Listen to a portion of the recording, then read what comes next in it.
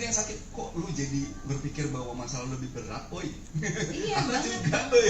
Karena aku tuh kayak gitu banget sama aku kan sahabat-sahabat aku, tapi masya Allah mereka kalau lihat semuanya mereka soleh banget, maksudnya mereka selalu ngelakuin kebaikan gitu. Tapi kalau lagi ngumpul tuh misalnya kita bercanda gitu kan, makanya kalau teman-teman lihat di puisi Kamu Tidak Istimewa, merasa penderitaan terbaik. Jadi kayaknya kalau nominasi tuh oke, gue tuh paling menderita banget, enggak, lo enak kan, lo tuh gak gila gini. Aku suka gitu sama temen aku kan, soalnya kan temen aku juga gitu, ya tapi kan lo gak kayak gini, gue tuh harus gini, gue gini.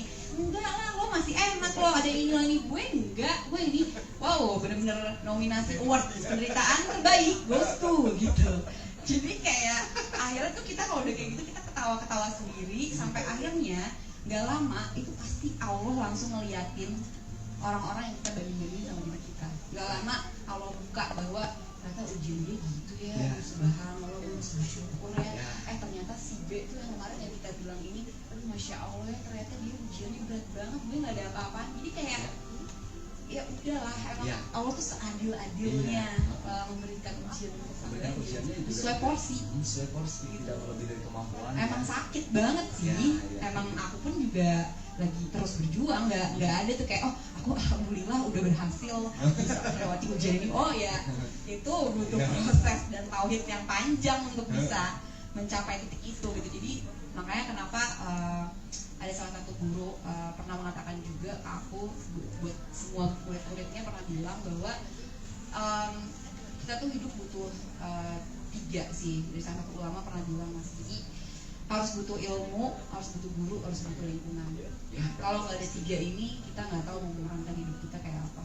Itu dari circle tadi ya, yang support teman-teman itu penting bener. Nah, tadi menarik yang barusan tadi Kak Aca yang Kak Aca sampaikan terkait dengan apa tadi, aku agak lupa. Yang mana nih? Entar agak lupa. Apa ya, kan setiap orang itu kan suka memang membanding-bandingkan dengan dirinya sendiri. Iyalah, itu pasti hal yang lumrah banget kan sekarang. Itu. Nah, ketika dia mencapai pada tahap bahwa oke, aku udah berhasil loh, aku udah melalui masalah-masalah ini. Jangan seneng dulu. Begitu memang masalah kamu udah selesai, dikasih masalah yang lain, yang bahkan bisa jadi lebih berat. Makanya aku ada juga itu puisi lagi di dalam tuh, ada di sini ya. Ada. Badai itu tuh bukan pasti berlalu. Cocok. Tapi badai itu berlalu-lalang. Jadi nanti ketika misalnya aku udah selesai ujian yang A nih ya. Nanti ntar nih ke depan ada lagi nih, begini. Ntar udah selesai, ntar ada lagi. Begini, gitu aja udah terus sampai wafat. Iya, sampai wafat. Gitu aja. Jadi jangan seneng dulu. Jadi udah memang mau nggak mau, mungkin klise ya kayak udah deh bersyukur aja. Emang susah banget kan bersyukur, bahkan bersyukur yang kecil tuh susah banget. Tapi emang nggak ada lagi Mas jawaban yang mau aku kasih tahu selain bersyukur. Gimana lagi? Ya udah terima aja. Karena sebenarnya kan kayak pisau ya, kalau aku mau menggambarkan yang lebih gampangnya. Pisau itu perlu selalu diasah. Proses mengasah itu kan panas, dan panas itu yang kemudian kita artikan sebagai ya itulah masalah kita. Tapi justru karena kita kebanyakan mengasah, jadinya semakin tajam. Ada benda apapun, ada masalah apapun sekeliling kamu, dengan mudahnya kamu bisa membelah dan menghancurkan. Karena memang setiap hari kita harus diuji, setiap hari memang harus diasah. Ada itu puisinya di situ. Ada. Dan makanya pas begitu aku baca judulnya Kamu Tidak Istimewa, yakin tidak istimewa. Iya kan? Tapi itu sebenarnya sebuah respon basicnya manusia yang merasa bisa kan, ada gitunya kayak, kamu tidak istimewa apaan orang gue, gitu kan? Itu sebenarnya kan hal yang ada di dalam diri manusia kan, ada sedikit kesombongan yang merasa, apaan nih? Gitu. Ya semua pasti pernah ngerasain itulah gitu, makanya menarik lah judulnya aku pilih tuh untuk bisa menciptakan point of view yang berbeda dari setiap pembacanya. Teman-teman yang belum punya bukunya yang di belakang sono, beli bukunya, beneran. Beli bukunya. Atau mungkin dibagikan kepada teman-teman yang lain yang membutuhkan point of view semacam ini. Ini bisa jadi kado terbesar. Siapa tahu jadi kado terbaik juga buat teman-teman circle-nya yang masih belum membaca karyanya Kak Aca ini. Karena betul-betul buat aku emang inspiring. Meskipun isinya, dan memang buku ini bukan merupakan buku yang hanya dibaca sekali duduk, bukan. Jangan, harus agak lama. sebenarnya seperti kalau buat aku ya Kak Aca ya, udah kayak semacam handbook, buku yang dibawa kemana-mana untuk selalu mengingatkan setiap hari, bahkan mungkin setiap minggu ada sesuatu apa sih yang membuat aku gelisah. Baca buku ini bahwa loh, di luar sana masih ada kok yang lebih jauh buat hidupnya lebih lelah. Kita bisa duduk manis loh di sini Mas. Di sana tuh mereka ya Allah tiap detik ada bom dan segala macem, anak bayi semua meninggal, miris banget, subhanallah gitu loh. Jadi terus ya kita nggak apa-apa, makanya lagi-lagi di puisi buku Nokta Istimewa, makanya aku aja bilang bahwa kita nggak apa-apa nangis, kita marah mau nangis atau ngadu ke Allah, komplain, kasih tahu apa keluh kesah kita segala macem, nggak apa-apa ngadu gitu, nangis nggak apa-apa. Tapi bukan berarti jadi seenak aduan. Aku ada bilang di situ, seenak aduan tuh maksudnya jangan jadi prasangka buruk ke Allah, jangan jadi nggak terima lah apa gitu. Kita kan manusia ini kan kenapa nggak terima? Karena kita selalu merasa memiliki. Jadi dia marah kan ketika nggak sesuai apa yang kita mau, maka marah lah. Itu yang reaksi utama yang kita lakukan gitu. Dan itu kan terjadi banget setiap kita punya ujian. Aku pun juga gitu, Pak. Pas ada ujian tuh kayak, kok gini sih? Ada gitunya kan kayak kesel, nangis apa. Tapi alhamdulillahnya kan masya Allah, semoga Allah jaga kita semua yang ada di sini ya. Maksudnya pasti kan Allah akan meluluhkan hati kita untuk akhirnya ya Allah ada gitunya gitu. Tapi kan untuk bisa dalam mencapai titik itu kan kita butuh dirangkul gitu. Kita butuh pertolongan Allah, kita butuh teman-teman, butuh keluarga atau sahabat atau apapun lah, butuh ilmu. Jadi menurut aku berharap setidaknya dari 100% media-media yang Allah tawarkan ke kita untuk bisa kita tuh terus semangat dalam menjalani hidup. Aku berharap ini ada 1-2%-nya si buku Kamu Tidak Istimewa ini bisa menjadi teman untuk kita semua sebagai pengingat. Terima kasih Kak Aca sudah melahirkan buku ini. Karena aku yakin banget kita nggak boleh meremehkan satu kebaikan. Kita nggak tahu, mungkin ada 1 atau 2 teman kita yang tadinya udah hancur banget, udah ngerasa nggak mau menyelamatkan hidupnya, tapi karena teman-teman ngasih kata-kata ke mereka atau ngasih sebuah nasihat ke mereka, atau misalnya kalian ngasih hadiah ini ke mereka, kita nggak pernah tahu, jangan-jangan satu kalimat kita bisa menyelamatkan teman kita itu. Jadi kita nggak boleh meremehkan satu kebaikan. Jadi buku ini bisa jadi misi menyembuhkan teman kita, pertama dari kita, kemudian teman kita yang butuh pertolongan, dan juga bisa menyelamatkan lebih banyak orang. Yang bahkan bisa jadikan kita bisa jadi sumber rahmat buat orang-orang lain melalui buku yang kita punya, kemudian melalui setidaknya jadilah circle yang baik buat teman-teman kita semuanya. Karena kita meskipun tampaknya baik-baik, siapa tahu di balik itu semuanya ada. Kita semua tuh pejuang guys. Kita berjuang di kota. Kelihatannya lain ternyata di balik itu kita kan nggak mungkin share yang sedih-sedih, masa masa aku mau posting. Menjual iba, nggak mungkin kita kayak walaupun banyak sih yang sekarang udah kayak gitu. Tapi ya kalau aku sih nggak mau ya. Pasti kaunya menyebarkan kebaikan, maksudnya yang manis-manis. Nggak usah lah teman-teman tahu hidup aku, daripada mereka udah berat bebannya, udah punya beban masalah sendiri. Masa ya gue mau share beban gue lagi, dan udah beratin beban kalian kan. Jadi udahlah teman-teman lihatnya yang semakin bener, yang manis-manis aja. Oke. Kak Aca, ini aku dari tadi tuh sebenarnya aku ngeliatin gini-gini covernya tuh kan. Ngomongin cover ya. Aku mau ngomongin cover dulu deh. Kayaknya nggak mungkin tanpa ada filosofi tersendiri. Karena aku lihat agak lain sekali lagi. Kayak lagi promosi film apa ya? Oh iya, enggak, aku nggak promosi. Aku belum nonton soalnya. Belum. Ini kan kenapa ilustrasinya itu payung dalam kondisi hujan, pakai apa itu jaket dan gamis ya, pakai jaket dong. Mohon maaf, saya tidak tahu. Terus payungnya kebalik.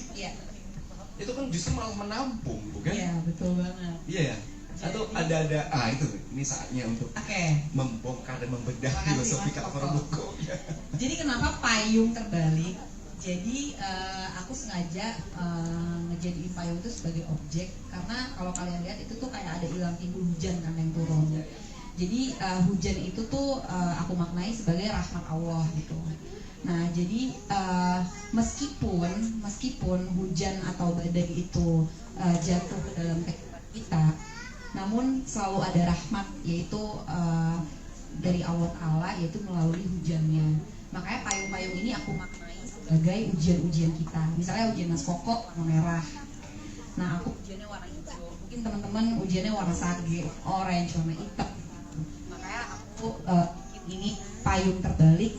Si payung ini menyimbolkan ujian-ujian kita yang berbeda-beda, bahwa Allah sudah menetapkan ujian manusia itu sesuai dengan kotaknya masing-masing. Namun kalau adanya badai-badai di payung-payung ini, namun selalu ada rahmat yang Allah kasih kita melalui hujannya gitu.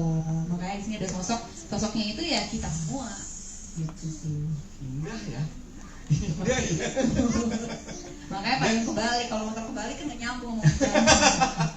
Dan ilustrasinya yang disampaikan oleh ini pun berarti ilustratornya menerjemahkan apa yang disampaikan. Ilustratornya Masya Allah Ayah namanya, kebetulan beliau juga Kak Ayah ada di sini nggak sih? Kak Ayah kayak nggak ada di sini ya. Nah Kak Ayah ada nih. Kak Ayah ini yang juga ilustrator catatan kronik. Jadi beliau udah tahu banget aku tuh maunya mood ilustrasinya kayak gimana, nggak yang terlalu rame, cukup satu simbol aja itu sudah bisa menggambarkan satu puisi gitu. Jadi ini juga aku yang ngasih tahu ke si Ayah pokoknya aku maunya gini-gini, ada payung tapi kebalik. Oh, aku kebalik Kak, nggak mau gini aja. Enggak, pokoknya mau kebalik gitu. Terus pas aku ceritain dia baru bilang, iya. Dan warnanya dark itu kayak minuman ini energi. Iya, kayak gitu Mas. Oke, baik teman-teman. Kalau misalnya ada yang mau disampaikan boleh, boleh ya. Boleh banget. Sharing ya. Boleh banget. Mungkin 1 atau 2 orang boleh untuk memulai. Ada hal yang mau ditanyakan atau mau sharing juga boleh. Atau hal-hal yang membuat teman-teman tersentuh, pengen sharing dari puisi ini, kemudian membuat saya jadi semangat kembali, itu juga boleh. Silakan. Boleh lo angkat tangan. Oke. Dan sebelah sana. Dengan kakak siapa, kemudian dari mana? Silakan. Ya Kak Aca, Assalamualaikum. Nama saya Hana, wartawan dari Grid ID Kompas. Mau tanya Kak Aca, di tengah gempuran self love, ya kan, di mana orang-orang mementingkan kata-kata positif, sementara Kak Aca sendiri dari bukunya aja judulnya kayak agak kurang sinkron dengan gempuran self love sekarang.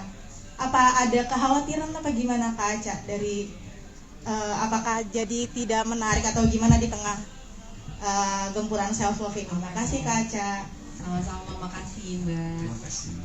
Aku sama sekali nggak ada kekhawatiran sih, karena menurut aku di tengah gempuran self love yang isinya kata-kata positif seperti aku tuh kuat, aku tuh ini, itu menurut aku sama aja kayak ngebohongin diri aku sendiri gitu loh. Karena pada dasarnya ya yang tadi aku bilang, dan itu Allah sendiri yang mengatakan bahwa manusia itu lemah gitu. Jadi buat apa kita bohong-bohongin diri kita sendiri, nyemangatin diri kita sendiri, kalau pada dasarnya kita emang lagi lemah gitu. Emang kita basicnya Allah ciptakan adalah manusia yang bukan manusia yang kuat gitu, emang lemah. Makanya kenapa Allah selalu mengatakan kita bahwa ya harus bergantungnya tuh ke Allah gitu. Ya walaupun emang susah banget gitu.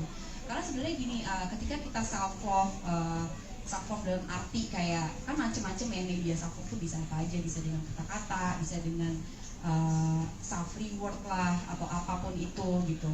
Tapi menurut aku dan menurut teman-teman aku juga dan menurut segala yang sudah ada di Quran dan juga ada juga di perkataan ulama, emang sih senang ketika dibilang lo tuh kuat banget, lo pasti bisa hadepin ini.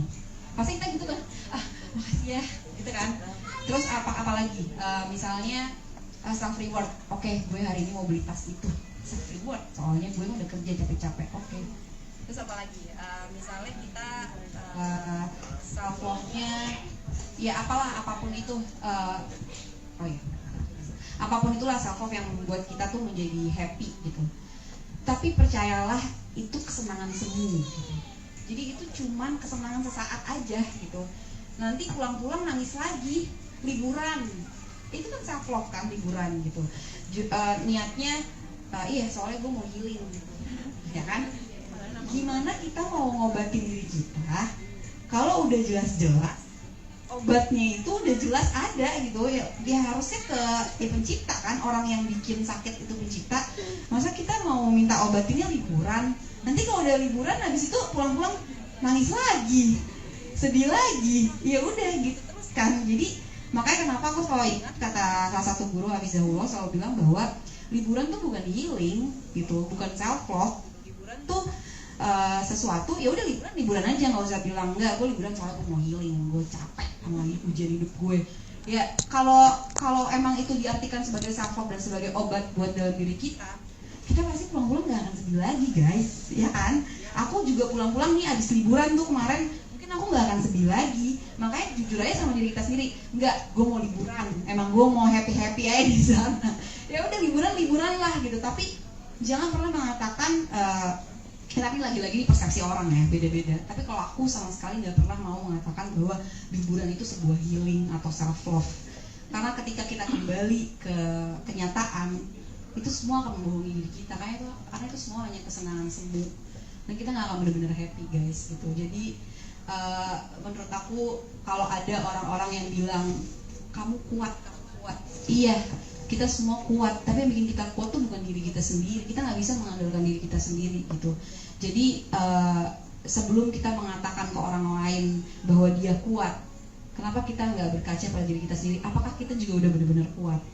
Gitu. Apakah kita juga udah benar-benar self love sama diri kita yang katanya dengan kata-kata positif atau dengan mediasi healing atau apapun itu tanpa kita pernah mengenal pencipta kita sendiri gitu.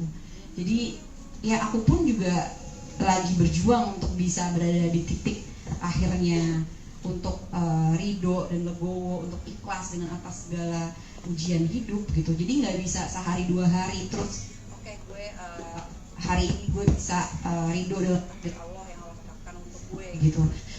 Itu nggak butuh waktu bertahun-tahun sampai akhirnya kita bisa yakin bahwa apapun yang Allah tetapkan itu pasti yang terbaik untuk kita. Jadi itu semua berdarah-darah dan butuh perjuangan sih gitu. Jadi nggak bisa sebatas kayak sesimpel kata-kata.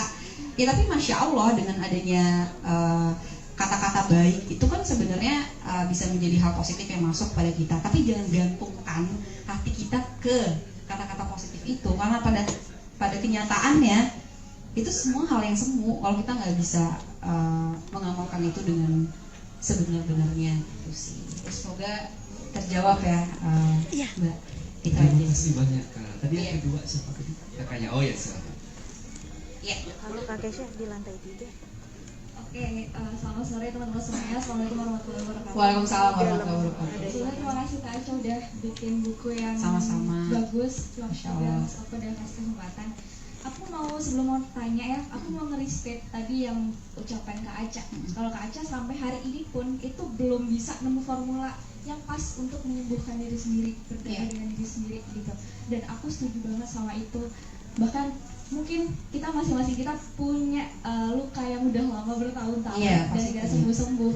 Walaupun kita dikelilingin circle yang baik, yang oke, yang membangun, tapi sometimes ada loh hal yang cuma diri kita yang bisa nemenin kita. Iya, itu banget.